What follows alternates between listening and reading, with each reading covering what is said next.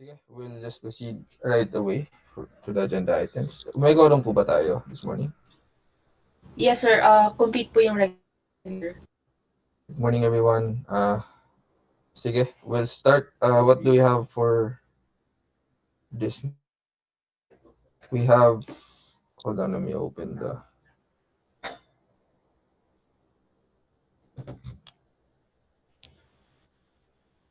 we have a presentation for TWG bid evaluation for two projects. Po ba tayo? Attorney Frank, can we proceed, please?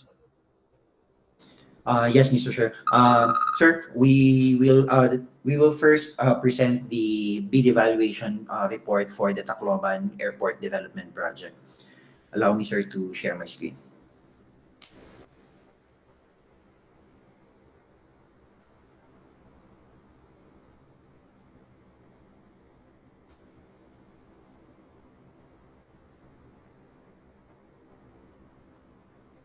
Secretariat, can you confirm if you can now see my screen?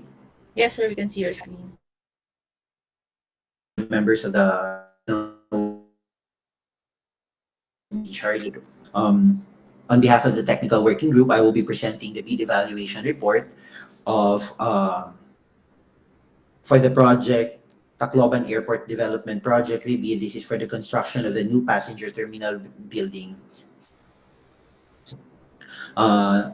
The approved budget for the contract is 690,412,277 pesos and 70 centavos, and the bids were opened last September 2021, and bid number 21-012-07 Charlie rebid.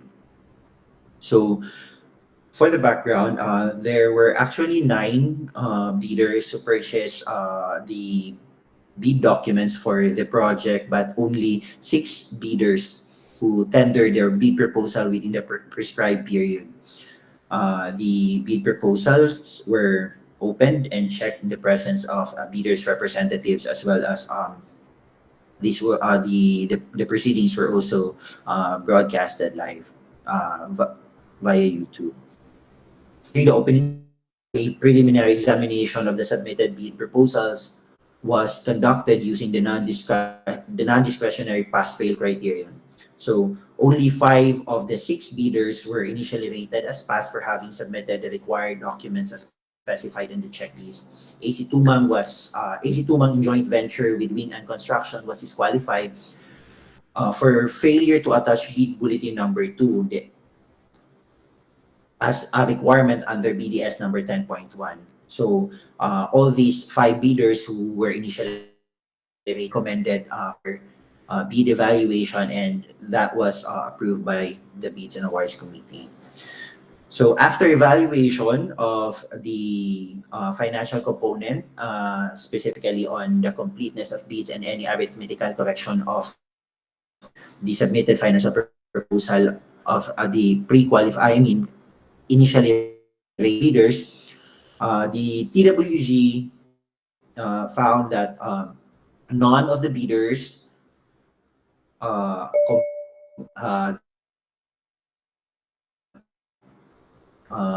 for the project. The bid proposals of all the bidders were found incomplete for all of the efficient list of materials, labor, equipment as required in the detailed unit price analysis that were provided in the Philippine bidding documents. I will show in the presentation the items each of the bidders failed to comply the items in as specifically provided in section 32.2.1 of the revised IRR of 9184, that completeness of bid unless the instruction to bidders specifically allow partial bids not addressing or providing all the required items in the bidding documents, including where applicable bill of quantities, shall be considered non-responsive, thus automatically disqualified. And also working on bid 10.1, wherein it provides that applicable CAAP BAC included in the Philippine bidding documents shall be complied in accordance with the prescribed forms under Section 9 of the bidding forms Annex A and B. So bids not complying with above instructions shall be disqualified. So at this point, Mr. Chair, I will show the items, yung mga non-compliance po ng mga bidders natin.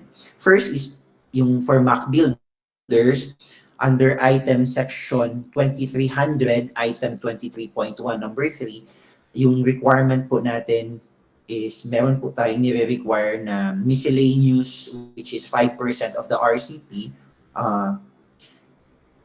Dito po sa kay Mac Builders, wala po siyang pre-provide na costing. So, also the same requirement in section 2300, item 2310, number 4. Kailangan din ng miscellaneous na, ito yung requirement po natin, na 5% of the RCP, and wala din pong naka-indicate doon sa costing ng Mac Builders. For the PERRC naman po, yung submitted detailed unit price analysis ng PERRC, they used a different format. Wala pong column for quantity, unit, or price per unit. They use a different format, different columns. So it will be very hard for us. It will be not comparable dun sa forms na ginamit natin. So we cannot actually we cannot compute yung actual financial proposal niya. So as clearly as can be seen, magkaiba po talaga yung form ng lupa natin sa ginamit. For FinMat International Resources, I just want to emphasize po, Mr. Chair, na etong sample na pinakita dito, isa lang po to sa mga pages na hindi comply ng PERC, but the rest of the documents dun sa detailed unit price analysis consisting of more or less 500 pages, iba po yung nila na form. For FinMat International Resources, wala silang item 5200, section 5200, item 13.3.3. Ito po yung requirement natin, and we double check, triple check the document. Wala po silang submission nitong requirement na to, ventilation and air conditioning system. It could be that they missed out this particular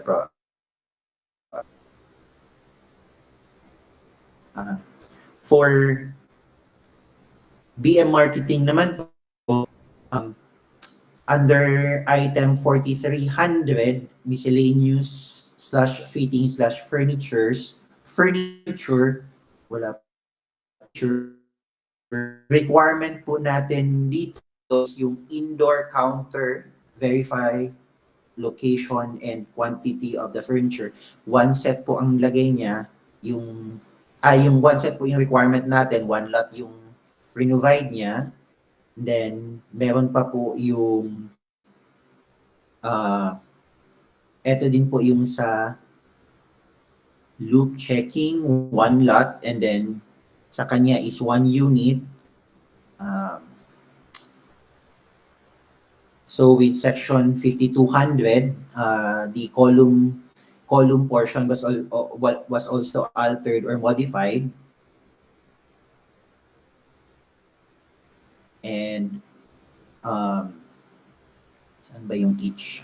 Wait lang po, sir.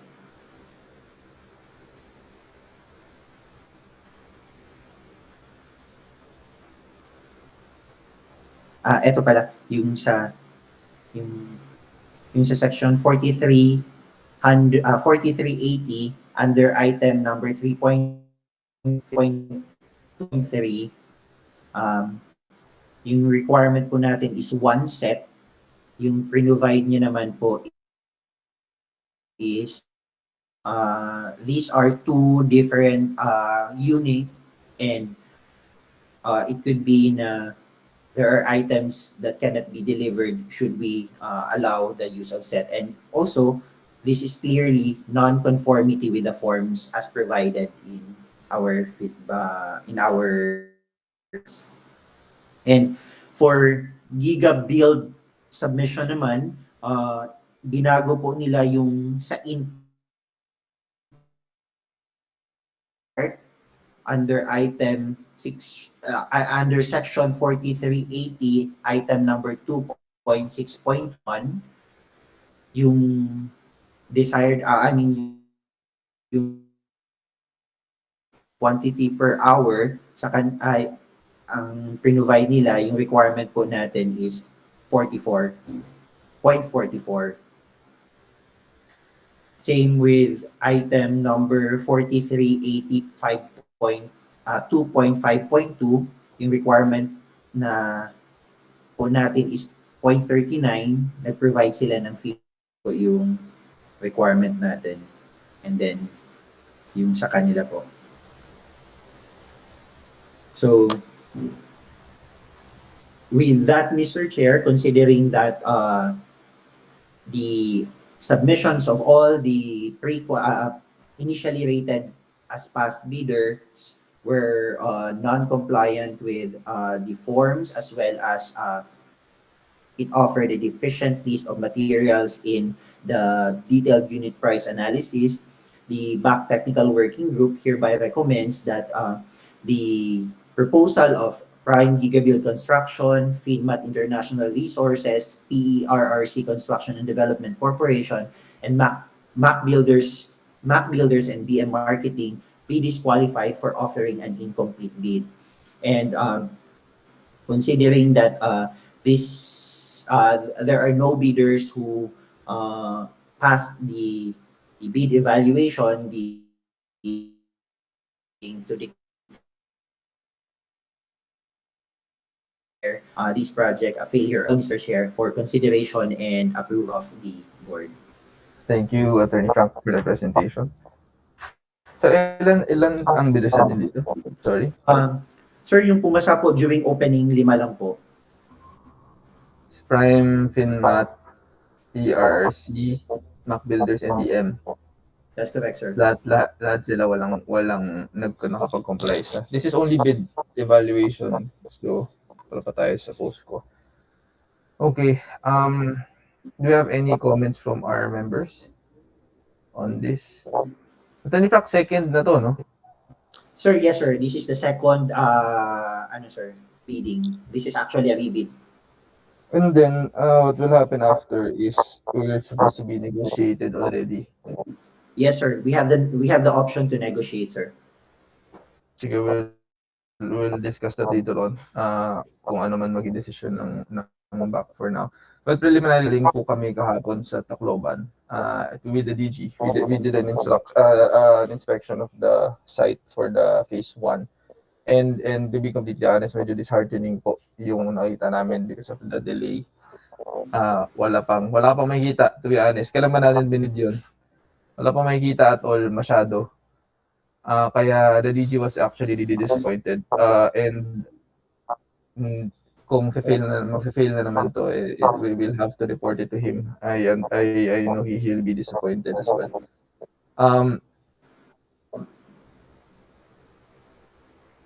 Okay. Sige. Before we discuss further negotiated, let's just hear the other members first. Other members, do you have any comments?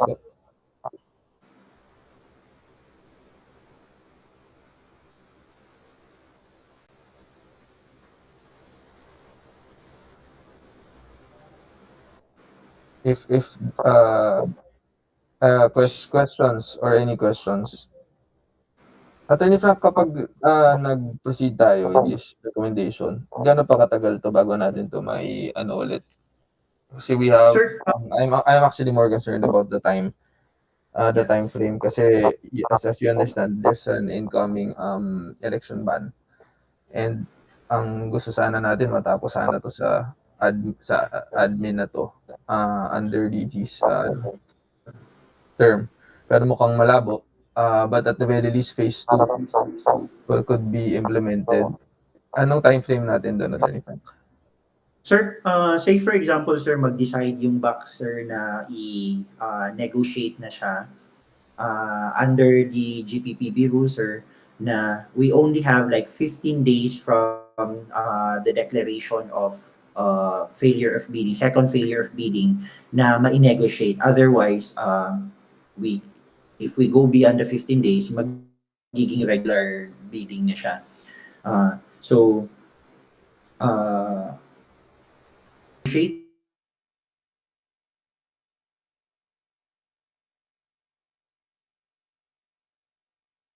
ng technical and eligibility proposal, we can go directly with the financial proposal. Mas faster naman po siya, sir, for as long as ano lang, sir, ma-inform lang agad yung mga bidders na kung kanino natin i-negotiate yung mga invitation sa mga bidders, mapadala lang agad, and we follow the list, yung number of days as provided in the timeline. We can do that naman, sir.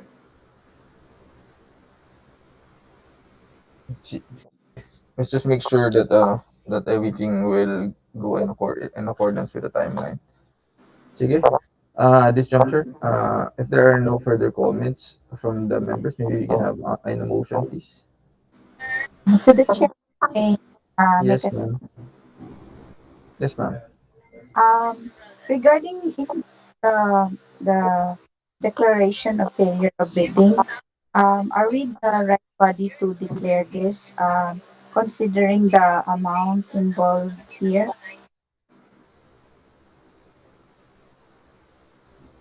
Attorney Frank, do you have any particular provision on that? Ma'am, yung usual po natin na ginagawa, and this has been done in the past, and we do not have any comments or problems with COA. Pag failure of bidding po, ma'am, even if it is beyond 50 million yung ABC, si BAC as recommending, si BAC po has the authority. I mean, we do declare failure of bidding po. We did not go to board para for approval pa po, ma'am. Well, I'm also checking the updated IRR for the GPPB. It does say it's BAC that will declare the failure, not the hope. So, I also find it more prudent because kung pe-present natin sa board, medyo I can't imagine how how he'll present it without na pagalitan tayo. But in the past we've done that several times, ma'am Dayan. Ganun po yung process na sinusunod natin. So Thank that you. we can proceed with the bidding po. Yun.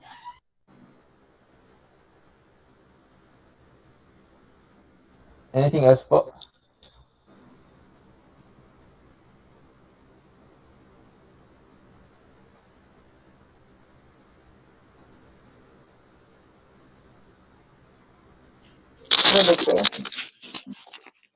Yes, ma'am.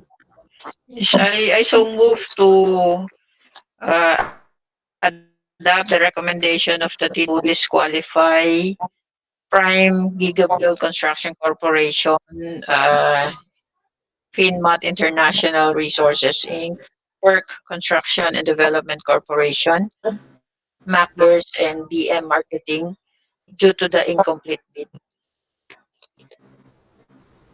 Thank you for Rani. Do you have any?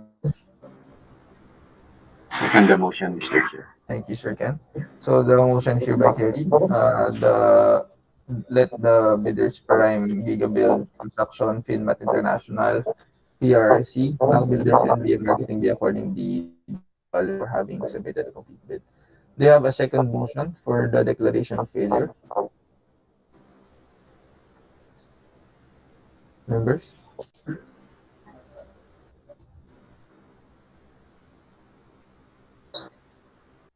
To the chair, like to Yes po, Ma'am Dayan. Go ahead po.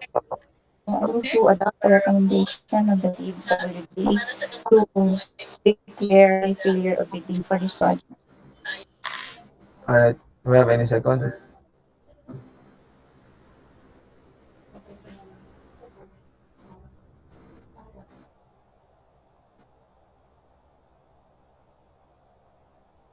Any second po? Second the motion, Members? Mr. Yeah, thank you, second.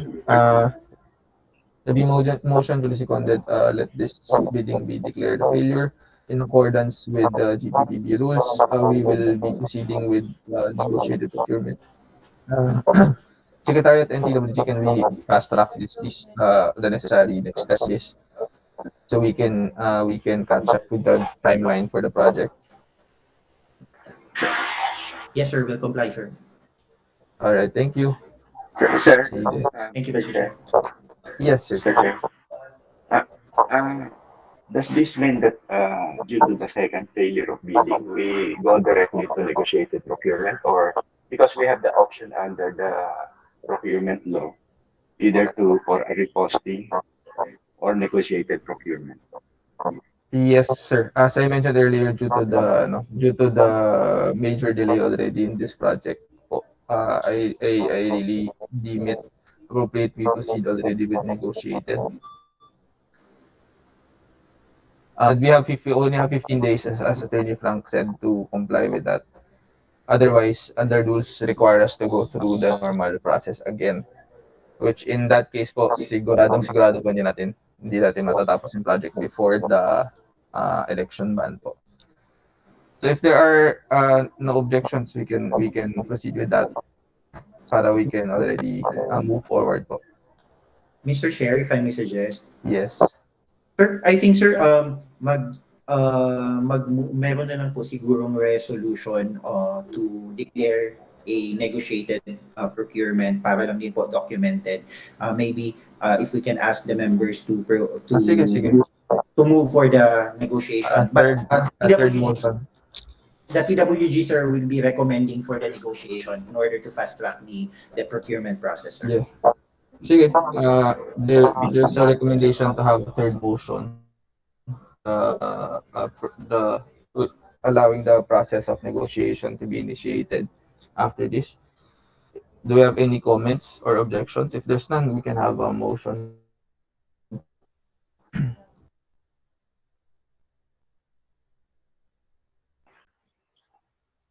Mr. Chair, also I would like to manifest that on the TWG recommendation regarding negotiated procurement, that the Yes. basis be stated clearly, no, Yes. considering that we have not opened the financial aspect of this evaluation. We have opened the financial aspect and during the opening, sir. That was part of the bid evaluation process, the financial and the technical.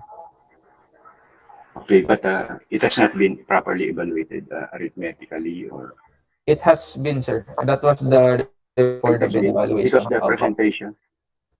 I thought in the presentation, Mr. Chair, that only the technical aspect is being checked. Attorney Frank, can you clarify that, please? Sir, the one that I reported, sir, is the outcome of the bid evaluation report. The bid evaluation conducted by the TWG of the financial component of the bidder rated as passed during the opening. But for the negotiation, say for example, we will proceed with the negotiated procurement. Yung isasubmit lang po ng bidder initially is yung financial component, sir. Just to be clear po, baka na-confuse lang kayo dun, sir. So, yung technical component, saka na po yun ibubuksan kapag meron na pong na-identify sa ano. But for the purpose, Attorney Frank, for the purpose of declaration of failure and proceeding to negotiated, the report that was shown earlier, just to be clear, it was evaluated both the financial and technical as opened, right? We opened yung sa technical, sir, yung presence absence lang, not the evaluation of the content or the substance of the technical. But it will only come yung evaluation po kasi noon during post-qualification, which Yes, it did yes. not. The pass or fail lang, the pass or fail criteria. Yes, sir. Yung financial, hindi nyo ba tinignan yung pass or fail? We also opened it. We Yes. also checked na rin, sir. Yes, that's what I mean. So the pass or fail criteria was applied to both technical and financial. Yes, sir. Okay, and then that was the result of the evaluation. That's correct, sir. The basis for the recommendation, sir, for the negotiated procurement, sir, would be the two failed bidding, sir.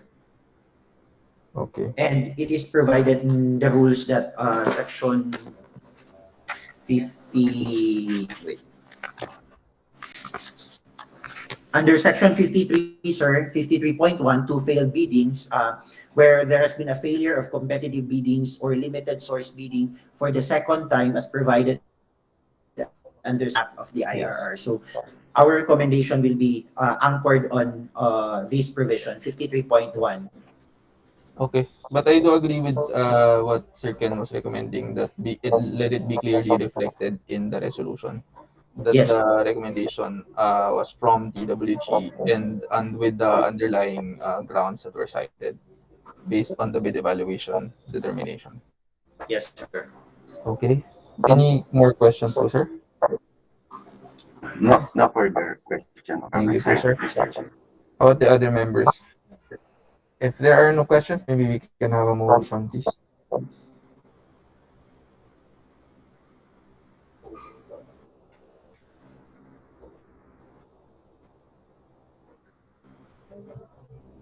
To the chair, like to make a motion. Yes, ma'am, Dayan. I move for the conduct of negotiated procurement for the Tacloban Airport Development Project. Thank you, ma'am. Is there any second po?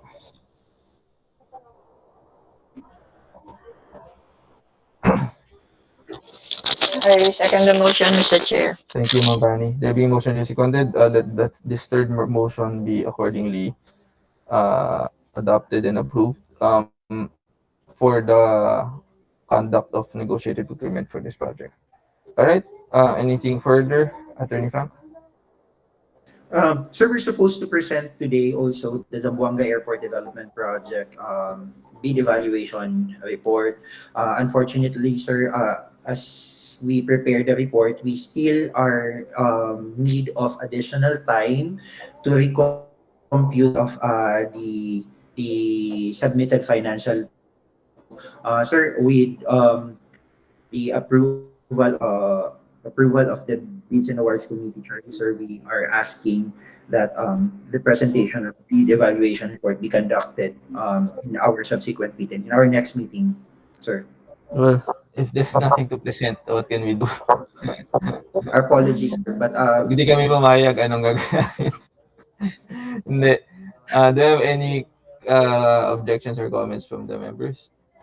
They're requesting for the deferral of the other item for today due to the need for additional time to review the documents. If there's none, we can allow it.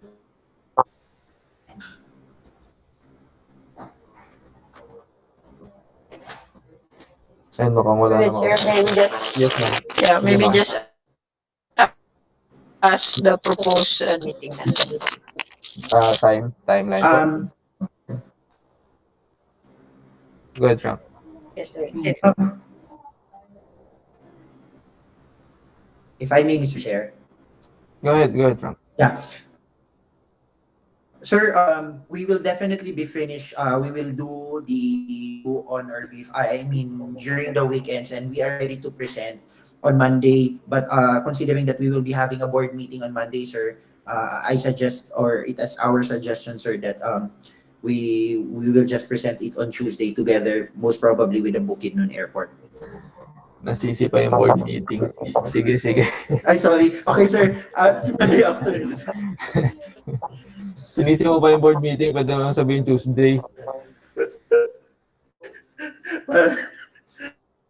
Fine na mag-Tuesday. Okay, there you go, Ma'am Bani. Tuesday daw po. Is there no objection on my Alright. side? Thank you. Thank you, sir. Is Thank there you, ma'am. any other objections? Sige, hearing none. Attorney Frank, sige, let's reschedule this. Make sure there's no further delays on this, please. This has Yes, been sir. going on for a bit now. Okay. Anything else for today? Attorney Irish, do you still have like one more agenda? Sir, we have one more agenda. This is for the negotiated procurement of the Lubang project, sir. Ano yun?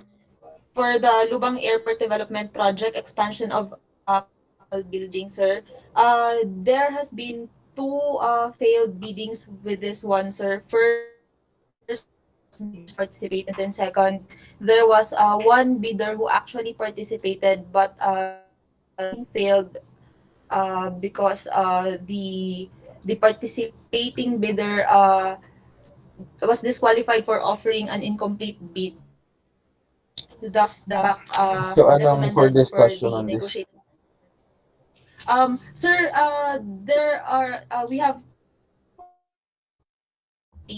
yung papadalhan po natin nung invitation natin, sir, to bid for the Wait, negotiated procurement. don't we do that right after the declaration, like what we did earlier today? Sir, however, this project failed on March 30, 2021, sir. And then, And wala then, tayong naging action after? wala na po. Bakit ganun? Nangyari?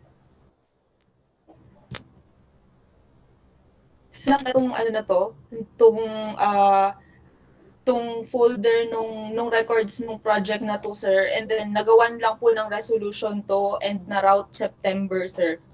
End of August nagawan and then na route siya ng September. That's under back Charlie. Yes, sir, under back Charlie, sir. I don't recall. In any case, Attorney Frank, di ba sabi mo kapag beyond 15 days, having failed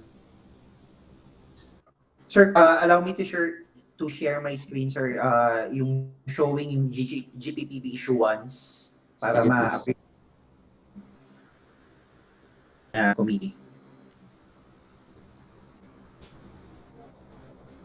So, period and negotiated procurement under two failed bidding modality.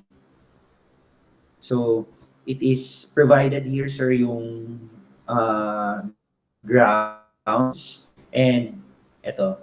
Pursuant to the principle of efficiency in the procurement process espoused in 9184 by RA 9184 and its 2016 revised RRR, whether in the conduct of competitive bidding or alternative methods of procurement, a period for the conduct of rebidding and negotiated procurement under two failed bidding modality shall be prescribed.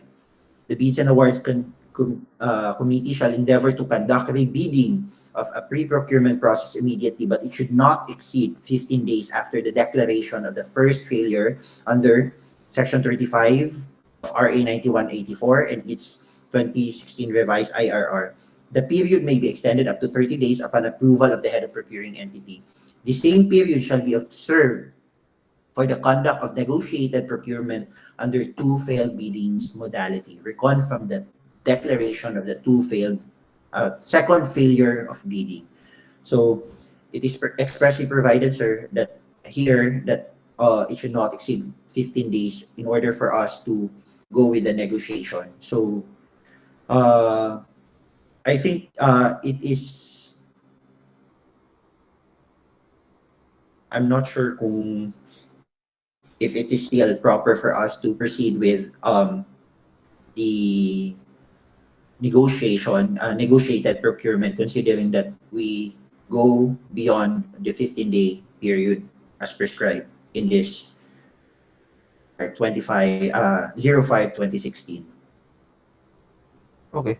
But just to be clear, Attorney Irish, the ano ulit date ng bidding ng failure? Second failure? Yung last failure, sir, is March 30. It was declared as a failure March 30, 21, sir. And then what was decided upon? Was there any note on negotiated procurement? Yes, sir. Sir, if I may, can I share my Sige, screen, please. sir? We Para will have makita naming members.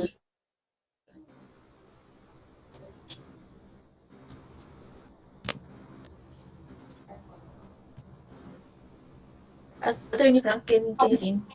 Yes. Sir, this is BAC Charlie Resolution 2021, sir, for the rebid of the Lubang Airport Development Project expansion of passenger terminal building.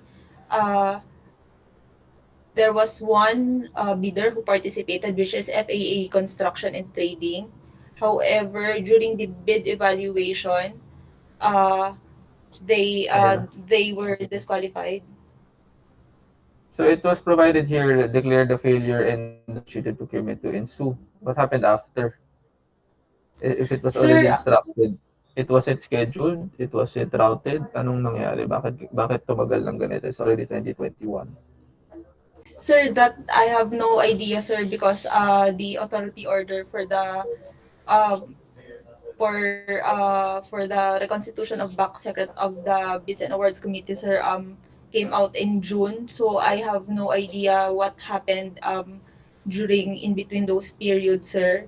And we also discussed about the documents, sir, when I think it was in August. So we had to look for, since there was no transition, we had to look for the documents of this project, sir.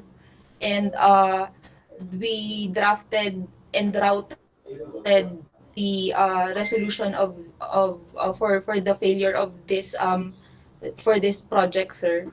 And thus ngayon lang po nagkaroon ng action for this one. And I understand you're cleaning up for the mishaps of the previous secretariat. Well, apparently, for your appreciation, apparently, ano to, na natulog to sa secretariat's office, lumalabas. After natin i-declare na failure and negotiated, hindi ginalaw yung papel.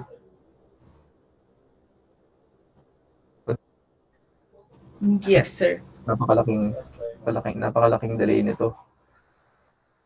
Anong pwede natin gawin dito, Attorney Frank? Do we Sir, do you recommend does the TWG recommend to proceed with the negotiated, or we just with the normal third bidding? siguro sir, since way beyond na siya ng prescribed period, sir, baka masilip lang din po ng, I mean, most probably, this will be a red flag dun sa COA, bakit sobrang late na nag-negotiate. It would, I think, it's my position, sir, or it's my recommendation na we proceed we go with the regular procurement, sir.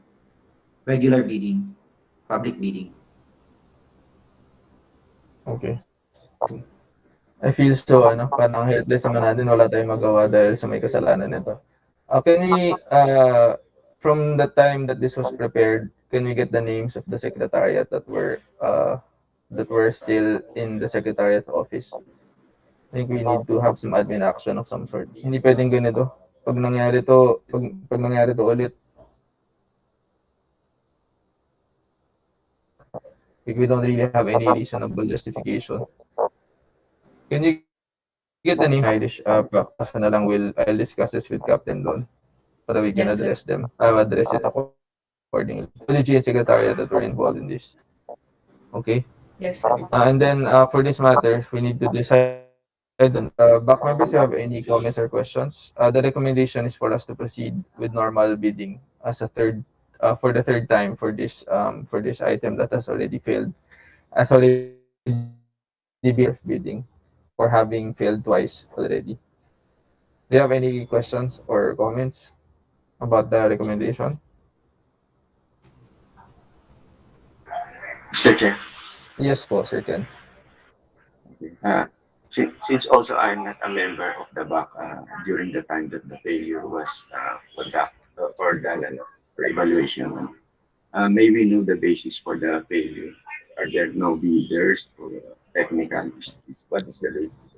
Sige po. Irish, can we quickly go through it again as you mentioned earlier about what happened on the Sir, bidding? during the first bidding, sir, this is the resolution for that. There was no participated, sir, during the June 5, 2020 bid opening. Then during the second bid opening, sir, one bidder participated. It was FAAA Construction and Trading. However, during the bid evaluation, sir, on which was presented by the TWG on March 30, 2021, sir, they were disqualified for offering an incomplete bid, and that was approved by the committee, and the bidding was declared as a failure, and a negotiated procurement was recommended, sir. sir. Thank you. All right. So, due to no participation, no participants are submitted, and then the second one was due to incomplete submission of incomplete bid. Any other questions from our members? If there's none, maybe we can have a motion to approve.